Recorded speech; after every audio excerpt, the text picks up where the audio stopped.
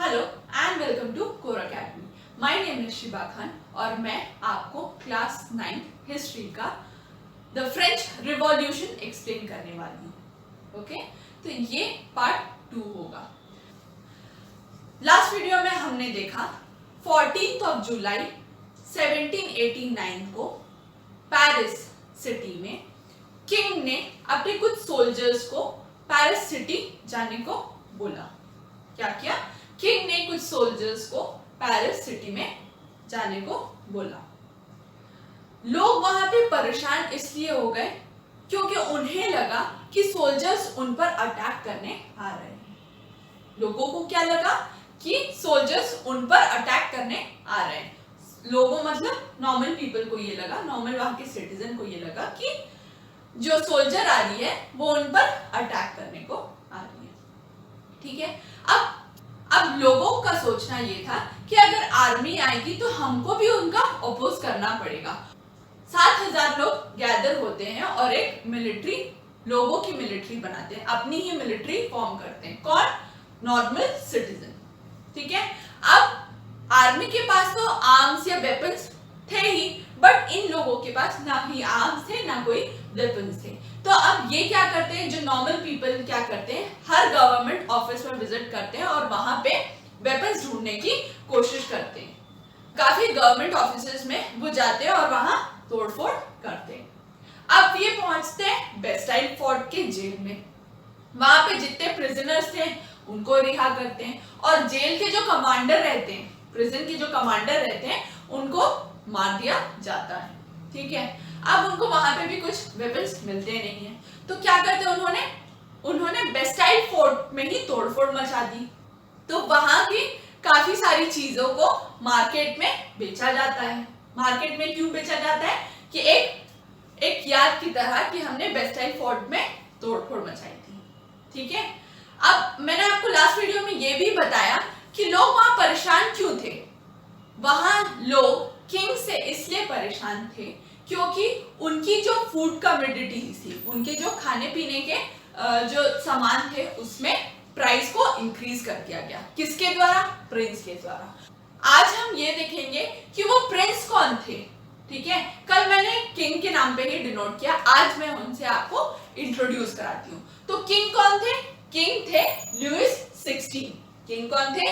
Louis 16। ये Bourbon family से belong करते थे। वहां का राजशाही परिवार था। कौन? Bourbon family.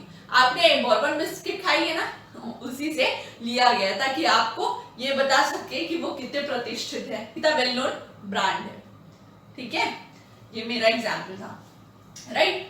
तो लुइस 16 कौन सी फैमिली से बिलोंग करते थे? बोर्बन फैमिली से। क्लियर है? उनकी शादी हो जाती है। किससे होती है? An Austrian princess. रिमेंबर, मैंने ऑस्ट्रेलिया नहीं कहा, मैंने कहा ऑस्ट्रिया। ऑस्ट्रिया, ठीक है, ये फ्रांस की नेबरिंग कंट्री थी। ठीक है, और ऑस्ट्रेलिया न्यूजीलैंड में आती है। इतना डिफरेंशिएशन आपको आना चाहिए। तो फ्रांस की नेबरिंग कंट्री थी ऑस्ट्रिया। वहां की प्रिंसेस थी मारिया एंटोनेट। वहां की प्रिंसेस कौन थी? मारिया एंटोनेट। ठीक है, किंग थे, किंग का नाम था लुइस 16। वो बोर्बन फैमिली से बिलोंग करते थे। At the age of 20 he got married to a Austrian princess named Maria Antoinette। यहां तक क्लियर है? अब जब लुइस 16 किंग बनते हैं, तो उनकी ट्रेजरी खाली रहती है। ट्रेजरी मतलब उनका खजाना खाली रहता है। अब आपके मन में ये क्वेश्चन अराइज होना चाहिए कि इनकी ट्रेजरी खाली क्यों हुई, तो ये मैं आपको थोड़ी देर में बताऊंगी। ठीक है, अब हम देखेंगे the society during late 18th century. I hope आपको 18th सेंचुरी का मतलब पता होगा। नहीं पता? आइए मैं एक्सप्लेन करती हूँ।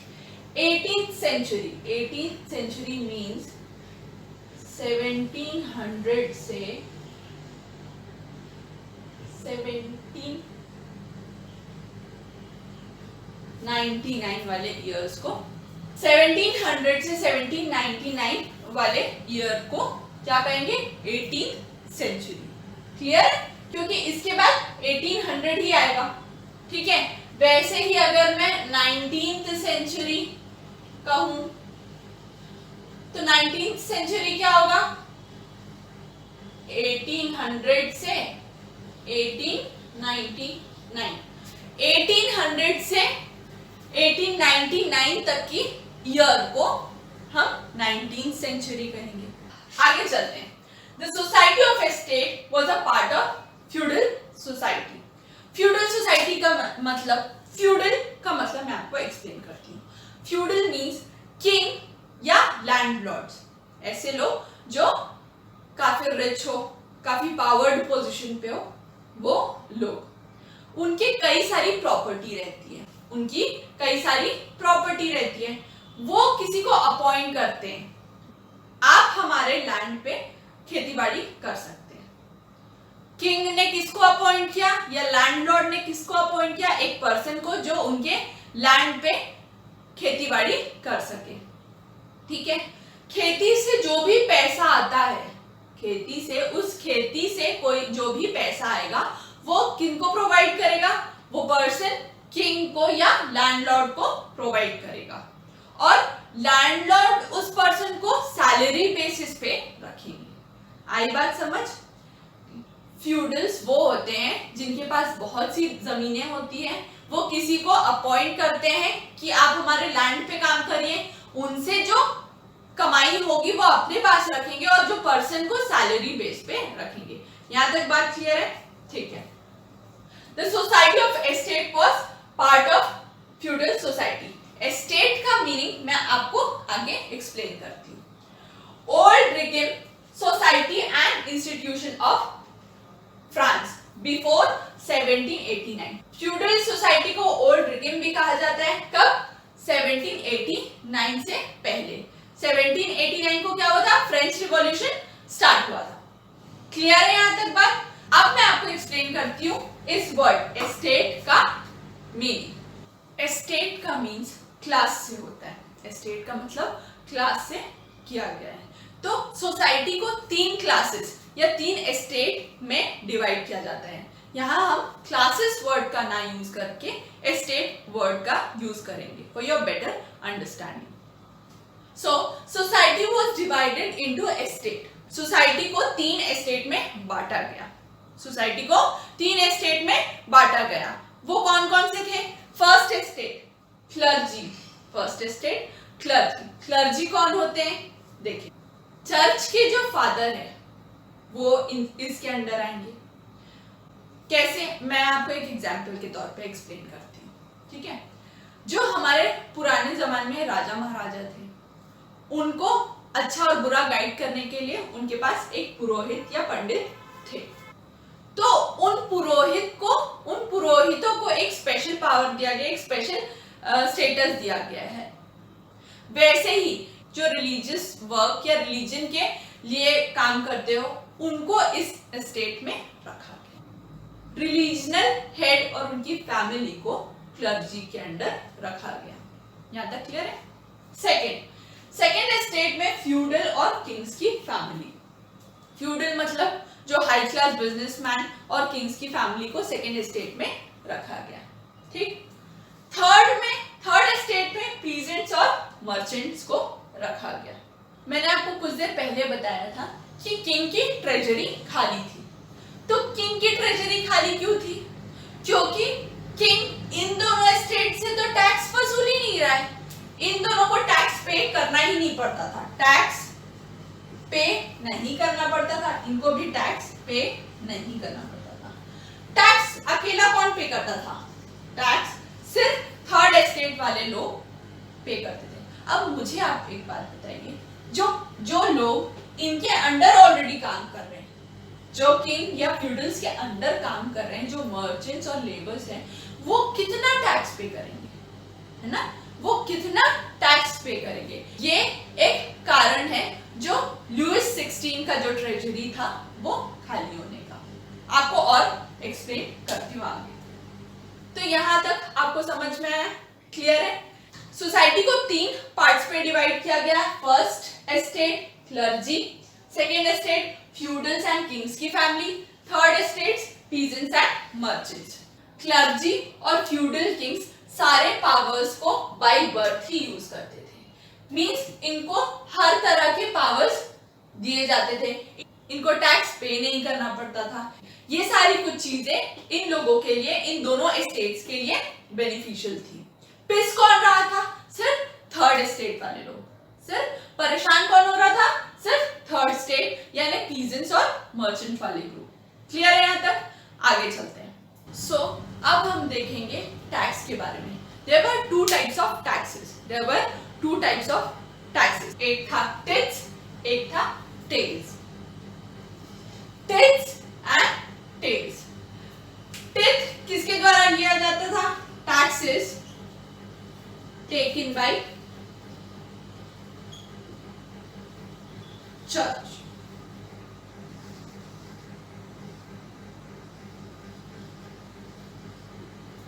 ऐसे टैक्सेस जो चर्च के द्वारा लिया जाए, ठीक है। और वो क्या लेते थे? 1/10 of the agriculture produces. Means 1/10 of the agriculture produces. Agriculture आपकी खेती से जो भी पैदावार हुई है उसका 1/10% किसको देना था? चर्च को देना पड़ता था। क्लियर है? और दूसरा taxes taken by state government. टेल्स वो टैक्सेस जो गवर्नमेंट को दिया जाता था, मींस स्टेट के गवर्नमेंट को दिया जाता था, ठीक है। दो टाइप्स ऑफ टैक्सेस थे। There were two types of taxes. First one is tithes and second one is tails. These taxes were taken by the church, which was 1/10 of the agriculture produce. जो भी agriculture के द्वारा मिले उसका 1/10 part. और taxes किसको दिया जाता था? गवर्नमेंट को, स्टेट गवर्नमेंट को कुछ हिस्सा टैक्स का पे किया जाता था। क्लियर है यहाँ तक? सो अभी हमने कुछ देर पहले डिस्कस किया था कि लुईस 16 जब राजा बनते हैं तो उनकी ट्रेजरी खाली रहती है, ठीक है। लुईस 16 जब राजा बनते हैं तब उनकी ट्रेजरी खाली रहती है। आइए उसकी रीजंस जानने की कोशिश करते हैं। क्लियर है? Long year of war had drained the financial resources of France. France के वॉर के कारण फ्रांस का काफी वेल्थ ड्रेन हो जाता है। अब वॉर किसके साथ लड़े? फ्रांस का एनिमी था ब्रिटेन, तो उनके साथ काफी उनके वॉर होते थे, तो उनके वेल्थ में ड्रेन होता था। फर्स्ट पॉइंट था क्या? Long years of war had drain the financial resources of France, ठीक है। लंबी लड़ाई के कारण जो फ्रांस का जो वेल्थ है वो ड्रेन होता जाता था। ये पहला रीजन।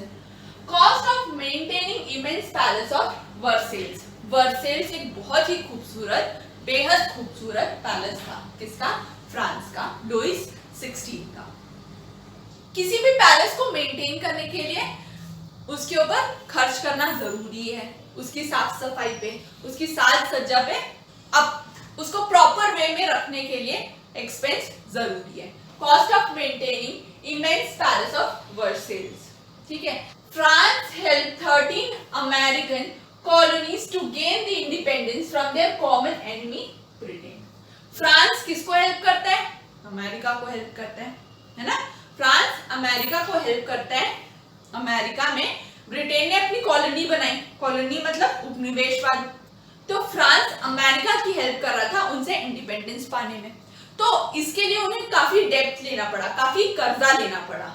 उस दौरान फ्रांस में काफी डेब्ट आ गया था, ठीक है, काफी कर्जे आ गए थे, ठीक है। High interest on loans. American को इंडिपेंडेंस दिलाने के कारण फ्रांस को काफी लोन लेना पड़ा बाहर से, जो उन्हें डबल इंटरेस्ट पे दिया करते थे। लेकिन फ्रांस ब्रिटेन से भी हारना नहीं चाहता था और अमेरिका को हेल्प करना चाहता था, इसलिए उनसे कर्जा लेके वो अमेरिका को हेल्प किया, ठीक है। तो हाई इंटरेस्ट ऑन लोन, काफी हाई इंटरेस्ट पे उन्होंने लोन लिया। जो भी किंग थे या लुइस 16 ने काफी हाई रेट्स में लोन लिया। Regular expenses of army, court and government. देखिए किसी भी कंट्री को चलाने के लिए गवर्नमेंट ऑफिसेस, कोर्ट, आर्मी को प्रॉपर बैलेंस करना जरूरी है, चाहे सिचुएशन कैसी भी हो, चाहे वेल्थ में कोई कमी ही क्यों ना रहे, बट इन सारी चीजों को प्रॉपर वे में चलाना बहुत जरूरी होता है किसी कंट्री के लिए। इनके भी कुछ एक्सपेंसेस रहते थे, उसको भी फुलफिल करना किसकी, किंग की रिस्पॉन्सिबिलिटी थी। ठीक है, taxes were paid only by third estate, ये याद रखिए, टैक्सेस किसके द्वारा दिया जाता था, सिर्फ थर्ड एस्टेट के द्वारा। ठीक है, अब इनके इतने सारे खर्चे हैं, उस पे सिर्फ आप थर्ड एस्टेट से आप टैक्स ले रहे हो, तो आपके पास बचेगा क्या? आपके पास जितना टैक्स आ रहा है उसका उससे ज्यादा खर्च होना। ठीक है, आपको कहीं ना कहीं डेब्ट पे ले आएगा, कर्जे में ले आएगा। तो जितना टैक्स वो थर्ड एस्टेट से लेते थे वो कहीं ना कहीं लोन्स पे कर देते, इंटरेस्ट पे कर देते थे। ठीक है, तो ये सारे कारण थे जो किंग की ट्रेजरी खाली हुई। I hope you got this point. So इस पार्ट को हम यहीं एंड करते हैं। आई होप यहाँ तक का टॉपिक आपको क्रिस्टल क्लियर होगा। अगर आपको इस टॉपिक में या पहले के टॉपिक में कोई भी डाउट हो तो please let me know.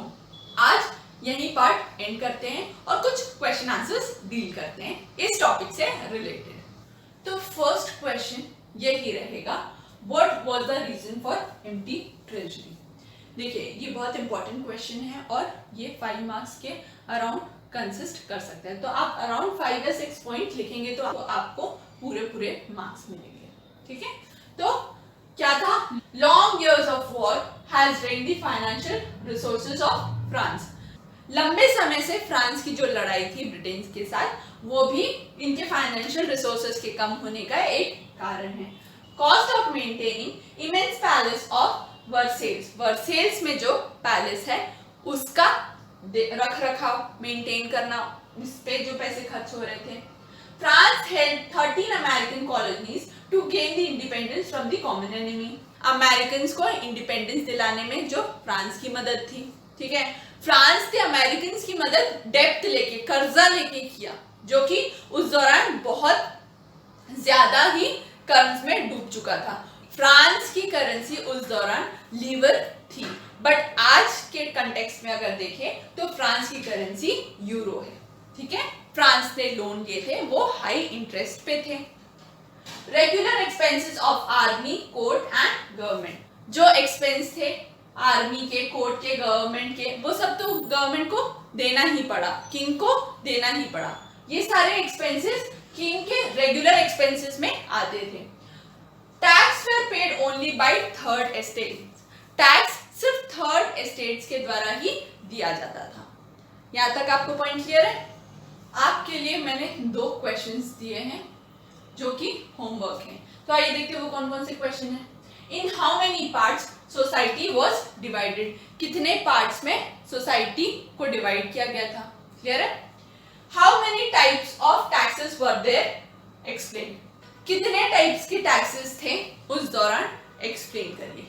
I hope this video was helpful for your studies. अगर आपको कोई भी डाउट रहे इस टॉपिक से तो आप जरूर मुझे इन्फॉर्म कर सकते हैं। तो मिलते हैं हम अब अगली वीडियो में। Thank you.